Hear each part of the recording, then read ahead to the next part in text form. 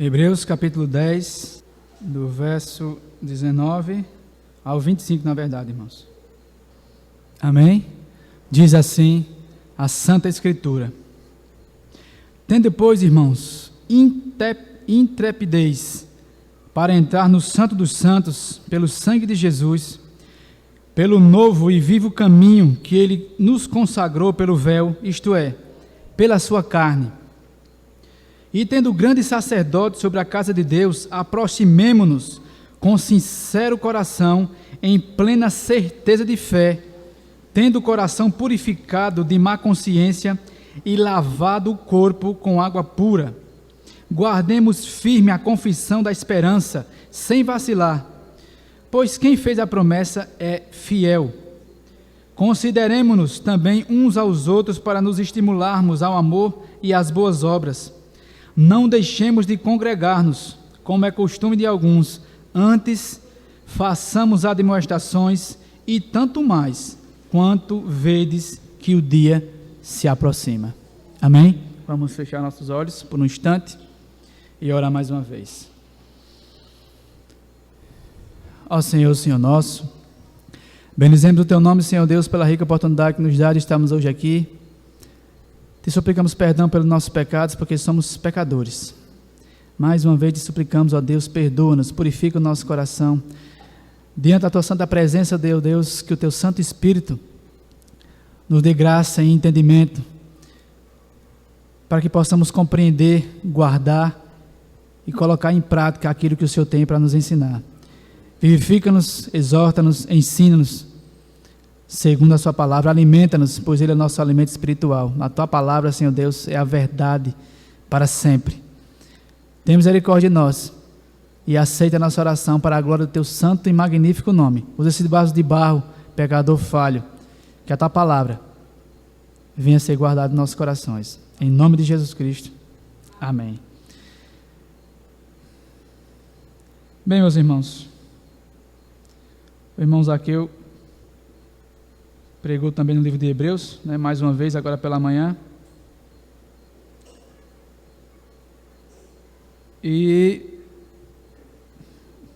mais uma vez ele não sabia que eu iria, qual seria o meu tema. E eis aqui também, no livro de Hebreus, esses pequenos versículos que nos falam do privilégio que nós temos como crentes no Senhor, como salvos no Senhor, como eleitos no Senhor, de adentrarmos até o Santo do Santo e podermos nos achegar até Deus. Esse é o privilégio que Jesus, através do seu sangue, comprou, nos adquiriu para nós. Esse privilégio magnífico que outrora não tínhamos, que outrora somente Israel tinha, de outrora somente o povo da antiga aliança tinha. Porém, Jesus vem e agora não somente os judeus adentram, não somente o sumo sacerdote, na verdade, pode adentrar a presença de Deus e levar as súplicas, os pedidos, levar a congregação até Deus, não somente ele, mas a congregação até Deus. Porém, através de Cristo, nós agora podemos adentrar, não temos mais um sumo sacerdote levítico para nos achegarmos até Deus, mas agora, através do sumo sacerdote que é Cristo, o sacerdote, vamos dizer assim, que é acima, sublimemente, do sacerdócio levítico, nos permite achegarmos até Deus, nos fazendo agora sacerdotes, como a própria palavra de Deus nos revela. Então, meus irmãos, a introdução, tendo o autor falado anteriormente, no decorrer do capítulo 10, sobre os sacrifícios do Antigo Testamento e da superioridade do sacrifício de Cristo no Novo Testamento, agora mais uma vez em fazer contraste, desta vez com relação à superioridade do sacerdócio de Cristo com o sacerdócio do Antigo Testamento, e o privilégio alcançado por Jesus, através do seu sangue, para os crentes, de poderem adentrar a presença de Deus. Então, ele já inicia dizendo, tendo, pois, irmãos. Quando ele fala aqui, irmãos, meus caros, Se você voltar um pouquinho lá em Hebreus capítulo 3, versículo 12, ele também vai usar a expressão irmãos, não é? E lá nós encontramos o autor falando e convidando os irmãos judeus para que deixem o sistema levítico e se apropriem dos benefícios da nova aliança em Cristo. Porque a igreja dos Hebreus, né, a carta que foi escrita a eles tem esse contraste, né, e toda a igreja pastoreada pelos apóstolos, você vai ver que havia problemas entre os gentios e os judeus, porque os judeus queriam fazer com que os gentios voltassem às práticas, né, do Velho Testamento, voltassem aos rituais, voltassem à circuncisão, ou seja, revogassem o ensino do Novo Testamento. E então aqui mais uma vez, muito provavelmente, como o irmão Zaqueu nos falou, não é? Ele deve ter falado isso melhor na primeira aula, infelizmente eu faltei, mas graças a Deus está gravada, os historiadores, os estudiosos, na verdade, falam que muito provavelmente Paulo é que escreveu essa carta, né? Tudo indica que foi Paulo. Porém, há muito contraste entre, como é que eu posso dizer? Não é algo concreto, não é? E você vê que há muitos textos do Antigo Testamento, muitas citações do Antigo Testamento. Isso é uma característica da carta aos Hebreus. Muitas citações, fazendo dessas citações a entrada ao Novo Testamento, ou clareando essas citações com o Novo Testamento, com a vinda de Cristo, com o seu sacrifício, com a sua obra. E aqui é justamente isso, esses irmãos aqui, ele está admoestando ou chamando esses irmãos judeus para que deixem o sistema levítico e se apropriem do Novo Testamento, dos benefícios da nova aliança.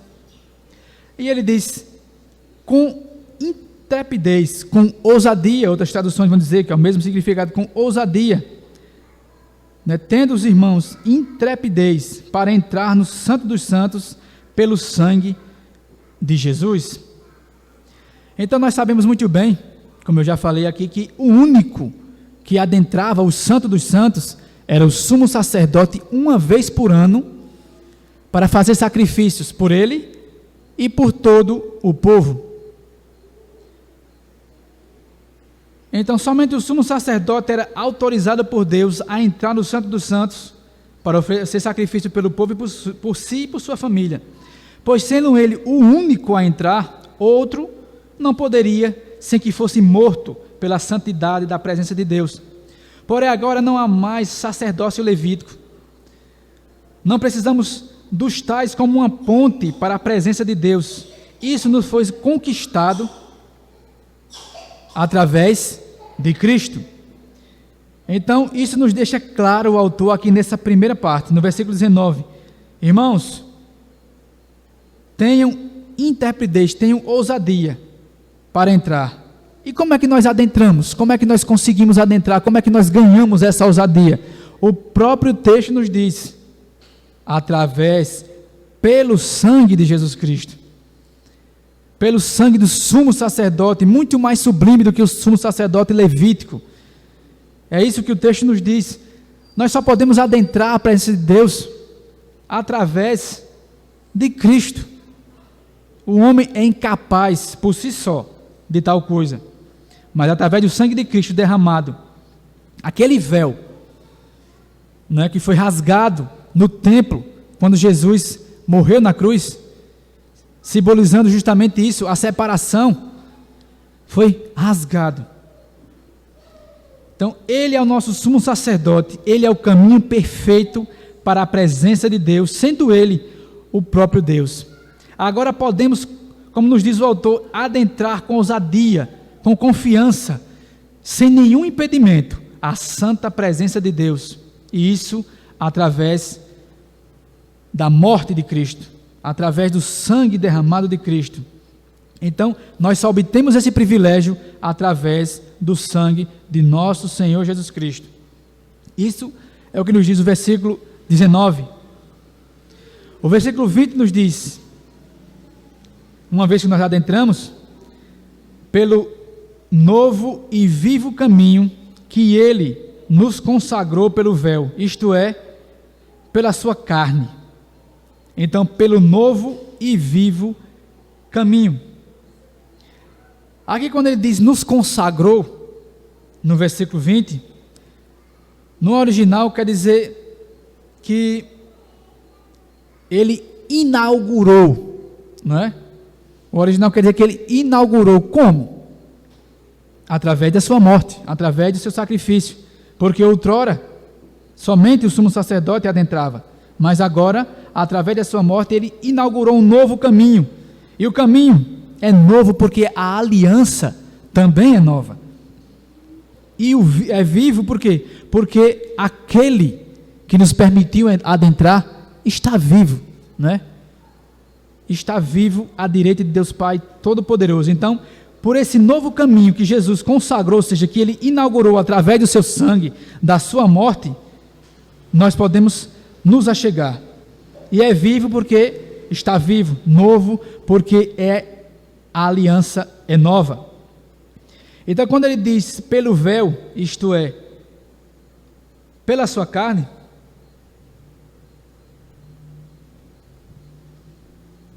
é porque a sua carne, a carne de Jesus foi rasgada em sua crucificação, obtendo assim o mesmo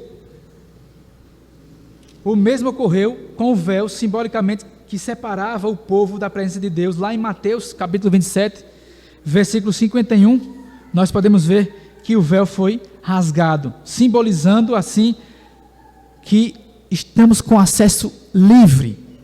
Não há mais aquele véu, não há mais um impedimento. Nós podemos nos achegar a Deus. Então os hebreus são convidados a entrar por esse caminho. Cristo, como nos diz João capítulo 14, versículo 6, Cristo é o caminho. E meus irmãos, a fé cristã era conhecida como o caminho. Se você ler lá em Atos capítulo 19, versículo 12, ele era conhecido pelos judeus como o caminho. O cristianismo era conhecido como o caminho. E para os gentios também era conhecido como o caminho, segundo Atos capítulo 19, versículo 23. Então, os que receberam essa carta, essa epístola, eles entenderam com muita clareza que o autor os chamara para tornar-se cristãos e os se unirem aos que foram perseguidos por sua profissão de fé. Então ele está conclamando os hebreus a isso. Então, através do sangue de Cristo, temos ousadia para entrar na presença de Deus, através do novo caminho que Ele inaugurou pelo véu, através do véu, isto é, pela sua carne. Quando Ele foi pendurado no madeiro, com o dilaceramento da sua carne, o véu foi rasgado. Ele comprou esse benefício, esse privilégio para nós, através do seu sangue derramado e também da sua carne, quando foi dilacerada na cruz.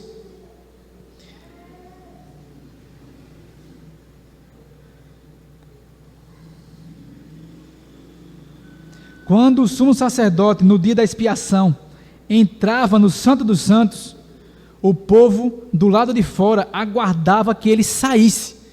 Se os irmãos forem ler lá em Êxodo, capítulo 28, se eu não me engano, versículo 33, vocês vão ver que a vestimenta do sacerdote tinha uns sinetes, uns sinos. Então, quando ele estava adentrando o Santos, o povo podia ouvir esses sinetes balançando. Se por um acaso esses sinetes não balançassem mais, não fizessem mais o barulho, né? Então o sumo sacerdote provavelmente estaria morto, porque aqueles sinos havia um significado claramente, não somente sinos, mas a roupa era revestida de muitos muitos artifícios, vamos dizer assim, muitas coisas com significados, né? E um desses era esses sinetes. Então o povo lá de fora ficava ouvindo quando ele estava adentrando e os sinetes tocando. Porém, ele ia e voltava. Cristo, ao adentrar o templo celestial, não voltou. Pelo contrário, ele abriu a cortina e expôs o Santo dos Santos para que pudéssemos segui-lo. Não era como o sumo sacerdote que somente ia e voltava. Não, agora não é mais assim. Cristo foi e agora nos abriu o caminho para que também pudéssemos ir. Isso foi o que ele fez através da sua morte, nos dando esse privilégio magnífico. A nossa entrada ao Santo dos Santos. E o versículo 21 nos diz: e tendo grande sumo sacerdote sobre a casa de Deus. Esse grande sumo sacerdote, nós bem sabemos que é Jesus Cristo. E ele não só provê o novo e vivo caminho, mas está próximo para nos acompanhar para dentro e ficar conosco como nossa garantia. Essa casa, a casa de Deus, somos nós. Porque se nós formos ler em Atos capítulo 7, versículo 48 e 49, Estevão vai falar sobre isso. Deus não habita em templos feitos por mãos humanas. Ele está conosco, porque Ele não pode revogar o que Ele mesmo disse: onde estiverem 2 ou 3 reunidos em meu nome, ali eu estarei. Ele está presente quando nós estamos reunidos. Não é aquele pensamento de eu vou à casa de Deus, porque Ele já está lá, Ele está como um guarda guardando o templo. Não, Ele está presente quando o povo dele está presente. Essa é a sua promessa. Então, tendo esse grande sumo sacerdote, onde é que ele está? Ele está em nós, como um selo, uma garantia. Ele está em nós. A casa não é uma casa de uma parede, não é um templo, não é uma morada, mas a morada somos nós. Ele está em nós através do teu Santo Espírito, como um selo. Ele é o selo, não é? Eu não lembro mais qual a passagem que nos diz, Paulo está falando, não lembro uma passagem que ele diz que o Espírito Santo é o selo em nós. Então, o próprio Deus está morando em nós como uma garantia. Ele nos fez agora sacerdotes. Então, a casa de Deus somos nós, pois Ele não habita em templos feitos por mãos humanas, segundo a sua própria palavra, em Atos capítulo 7, do versículo 48, também o 49. E meus irmãos, continuando, no versículo 22, ele nos diz: tendo esse grande sumo sacerdote, aproximemo-nos com sincero coração, em plena certeza de fé, tendo o coração purificado de má consciência e lavado com o corpo com água pura. Então, por causa da morte de Cristo, tanto para perdão como para perfeição, e por causa do seu sacerdócio perpétuo, que é uma certeza de ajuda e misericórdia, sempre disponível, o autor faz de uma forma exaltada e ansiosa essa súplica. Que súplica? Acheguemo-nos. Mas, notem, meus irmãos, esse chamado não é indiscriminado. Ele é para os santos, para os eleitos, para aqueles que fazem parte do povo de Deus. Notem, ela é tão verdadeira como sempre foi. Há um caminho para entrar, mas esse privilégio é apenas para os qualificados. E quais são as qualificações que ele exige de nós? Aqui está, no próprio versículo 22. Um sincero coração e plena certeza de fé. Primeiro, com sincero coração. Deve haver um coração sincero e purificado. Isso quer dizer uma dedicação simples e sincera, a perfeita e completa vontade de Deus. Um coração dividido, inflexível ou morno será completamente repelido. Então há um compromisso em nós, que ele exige um coração sincero, dedicado aos seus mandamentos, a perfeita e completa vontade de Deus que ele nos dá por sua palavra. E logo mais também, plena certeza de fé. Quando ele diz plena certeza de fé, essa inteira certeza de fé, essas grandes verdades fundamentais do Evangelho precisam ser cridas tão profundamente que nossa aproximação ao Santo dos Santos seja com ousadia e confiança, sem hesitação. A fé vacilante era o grande calcanhar de Aquiles dos hebreus. Então, para curar isso, a maior parte da epístola é devotada a justamente isso. A plena certeza de fé em Cristo, porque através dele nós temos o pleno acesso, livre, sem nenhum impedimento, através do seu sangue, a Deus. Então é isso que o autor está conclamando aos hebreus que estavam na comunidade de Israel. É isso que ele diz quando diz plena certeza de fé, crendo piamente.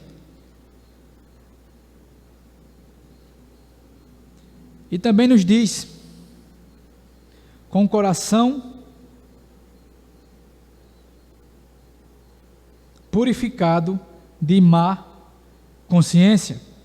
Estas frases, altamente simbólicas, falam de justificação e regeneração.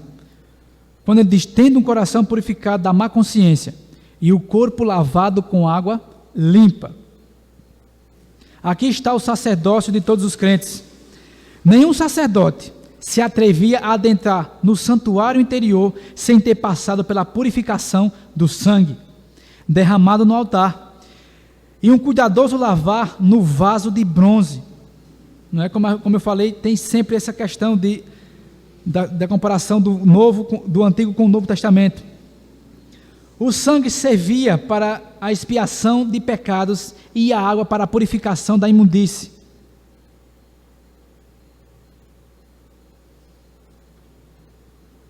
No sistema do Antigo Testamento, o aspergir com sangue era externo. Aqui ele é interno, no coração. O lavar dos nossos corpos com água pura é tão figurativo quanto o aspergir. Portanto, isso não pode se referir à água do batismo. Isso seria uma volta à antiga camisa de força exterior da qual Cristo nos libertou.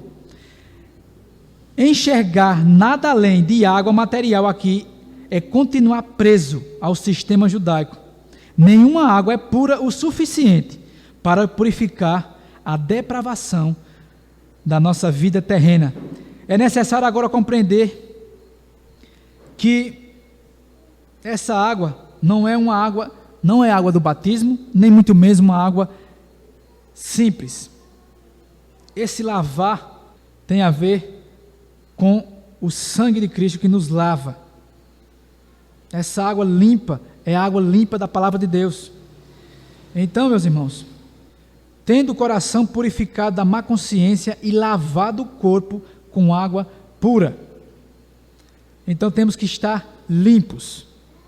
É isso que Cristo, através da sua morte, também faz conosco, através do seu sangue. Ele não somente nos dá acesso, mas nos limpa, nos purifica de todo pecado, para que assim possamos nos achegar.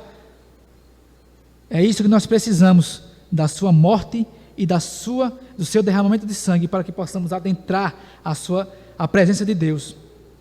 Então, prosseguindo, ele diz: guardemos firme a confissão da esperança, sem vacilar, pois quem fez a promessa é fiel. O apóstolo nos diz, antes de tudo, que nossa fé repousa no fundamento que Deus é verdadeiro. Além do mais, esta verdade se acha cometida em sua promessa, porquanto a voz divina tem de soar primeiro para que possamos crer. Não é qualquer gênero de voz que pode produzir fé, senão a que repousa sobre uma única promessa. Dessa passagem, pois, podemos deduzir a relação mútua entre a fé dos homens e a promessa de Deus. Se Deus não prometer, ninguém poderá crer.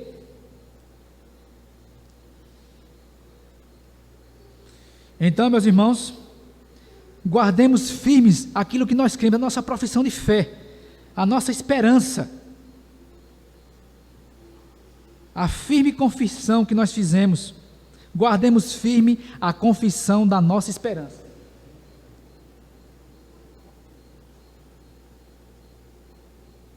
Por quê? Pois quem fez essa promessa é fiel, é nada mais, nada menos que o próprio Deus, na segunda pessoa da Trindade. Então, aquilo que nós professamos crer, guardemos firmemente, não deixemos que ninguém roube essa esperança,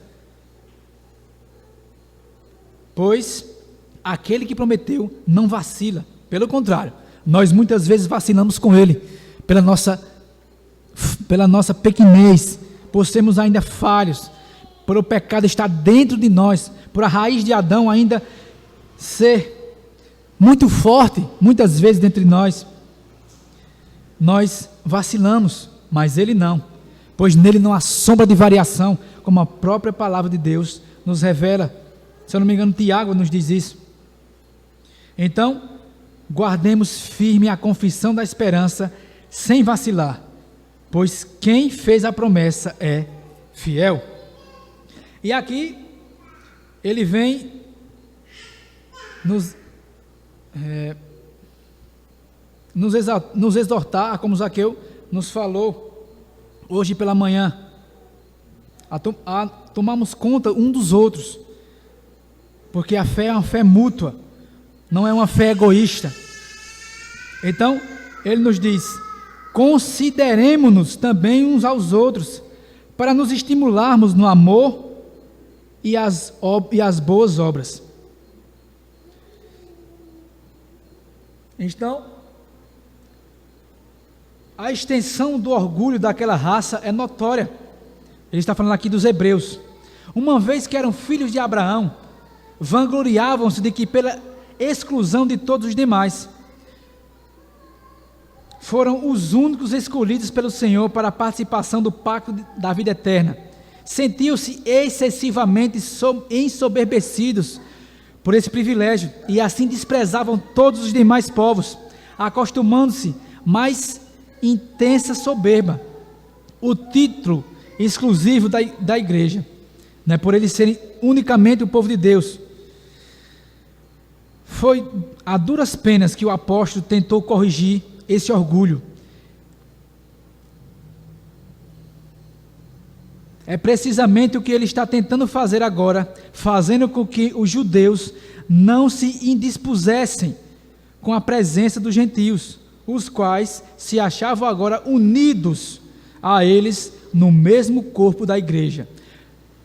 Antes de tudo, ele diz: consideremos-nos uns aos outros, porquanto Deus estava então reunindo sua igreja, composta de gentios e judeus, havendo entre eles acirrada e inacabável divisão, de modo que essa união se assemelhava a um misto de fogo e água. Diante de tal fato, os judeus recusavam, portanto, porquanto entendiam que lhes seria humilhante colocar-se em pé de igualdade com os gentios. Em contraste com essa vergonhosa rivalidade que os aguilhoava, o apóstolo sugere com outro componente em contraposição, a saber, o amor. O termo que ele usa significa o fogo da contenda, para que os judeus não fossem dominados pela essa inveja e conduzidos à contenda. Ele os incita à santa competição, ou seja, os estimula ao exercício do amor recíproco.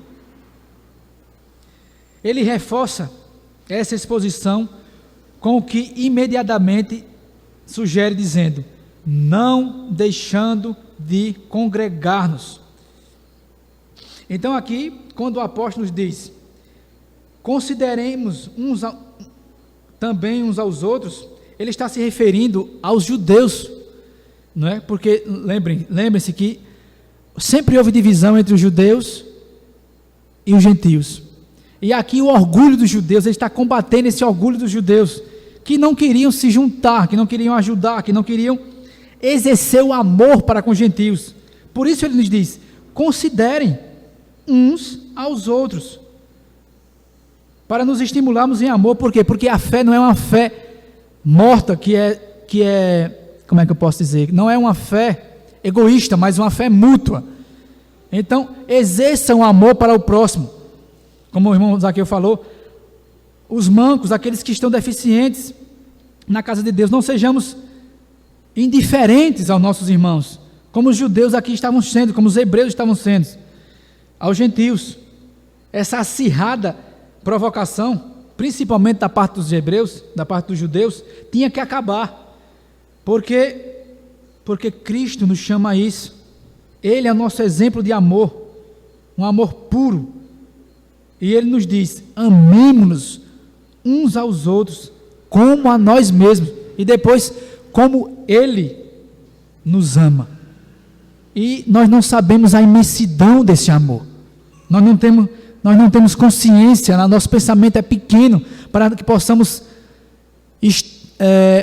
dizer o tamanho desse amor, porque João nos diz que foi com tamanho, né? Deus nos amou com tamanho amor. Não há uma expressão para que possamos expressar o tamanho do amor de Deus. Então, ele nos chama a amarmos uns aos outros quando ele nos ama, com amor sacrificial. Esse é o nosso papel como filhos, como igreja do Senhor, porque os membros têm que trabalhar em corpo, e não sendo, como é que eu posso dizer, trabalhando fora do corpo, mas unidos, pois se não trabalharmos unidos, que corpo trabalha indiferente, os membros indiferentes uns aos outros? De forma alguma. Então, ele está conclamando a esses judeus, a esses hebreus, né, e a toda a igreja, porque isso não serve simplesmente para os judeus, mas para todos, que considerem uns aos outros, estimulem-se uns aos outros em amor e boas obras. E isso não deixando de congregar-nos, como ele diz no versículo 25, como era costume de alguns. Por quê? Quando ele fala isso com o costume de alguns, por quê? Porque os judeus estavam saindo da congregação, estavam saindo do corpo de Cristo, porque também não eram deles, não eram do corpo, né? Mas por seu orgulho, por esse orgulho de serem eles, dizerem-se eles, serem os únicos, né? Os únicos que fazem parte da igreja de Deus, por serem o primeiro povo, né? Por serem os agraciados dentre todos os povos da terra, eles tinham esse orgulho, e até hoje tem. Até hoje tem. Por quê? Porque eles não aceitam que o Cristo veio. Para eles o Cristo ainda vai vir, eles ainda estão esperando o Messias. Então, há esse orgulho dentro dos judeus, e assim eles estavam saindo da congregação. No que isso resultaria? Morte espiritual. Morte espiritual. E também, fazendo menção ao apóstolo João, em 1 João, muitos dos que saíam não faziam parte da comunidade de Israel. Então, não deixemos de congregar-nos, como é costume de alguns. Antes, façamos admoestações, e tanto mais quanto vedes que o dia se aproxima. Ao dizer não deixemos de congregar-nos, e em seguida admoestemos uns aos outros, significando que todos os crentes devem, por todos os meios possíveis, esforçarem-se em congregar a igreja, para que todos procurem trazer os outros, esforçando-se por guiar os transviados de volta ao caminho, estendendo a mão aos caídos, bem como ganhando também os de fora. Se havemos de nos esforçar tanto em favor daqueles que ainda são estranhos ao rebanho de Cristo, quanto mais solicitude se exige de nós, no sentido de animar os irmãos, a quem Deus já uniu a nós. Então, o finalzinho aqui nos diz: façamos admoestações, e tanto mais, quando vedes que o dia se aproxima. Há quem pense que essa passagem é paralela àquela que Paulo diz: e isto digo, conhecendo o tempo, que já é perto de nós do que quando aceitamos a fé. Romanos 13, 11. Ao contrário disso, a referência aqui é a segunda vinda de Cristo, como fica bem notório, a cuja expectação devemos despertar-nos com mais urgência para a contemplação de uma vida santa, bem como nos diligenciarmos criteriosa e zelosamente por manter a igreja unida e reunida. Qual é o propósito da vinda de Cristo se não reunir um só corpo? Os dispersos que ainda se encontram errantes. Portanto, quanto mais próxima é a sua vinda, mais devemos redobrar nossos esforços para que os dispersos sejam reunidos e sejamos unidos, a fim de que venham o tempo em que seremos um só rebanho e teremos um só pastor, como está lá em João 10, 16. Caso alguém indague como o apóstolo poderia afirmar que aqueles que ainda se encontravam longe da revelação ou da volta de Cristo viram o dia próximo quase o seu alcance, a resposta é: a igreja se encontrava tão bem constituída desde o início do reino de Cristo que os fiéis pensavam na vinda do juiz como algo eminente. Não eram enganados por alguma falsa imaginação, sentindo-se preparados para receberem a Cristo a qualquer momento, pois a condição da igreja, desde o tempo da promulgação do Evangelho, era tal que todo aquele período foi legítimo e apropriadamente chamado de últimos dias. Aqueles que já se encontravam mortos desde muitas gerações viveram os últimos dias não menos que nós. Então, meus caros, quanto mais se aproxima esse dia, e esse dia é a vinda de Cristo, muito mais admoestemos uns aos outros, muito mais nos esforcemos para que possamos nós estarmos firmes, toda a igreja firme e reunida para o grande dia do Senhor, buscando aqueles que estão dispersos, não é? Como um dia nós fomos, e aqui dentro, reforçando ainda mais, e nos esforçando, na verdade, para que possamos estar unidos, cada vez mais, no entendimento do Evangelho, e na expectativa da segunda vinda de Cristo. Então, essa é a palavra dessa noite, meus irmãos. O privilégio que Cristo nos deu, através do seu sangue, da sua morte, a adentrarmos na presença de nosso Deus, como o sumo sacerdote, e somente ele fazia. Hoje nós temos esse privilégio, então demos graças a Deus por tamanho privilégio. Vamos ficar de pé, fazemos a oração.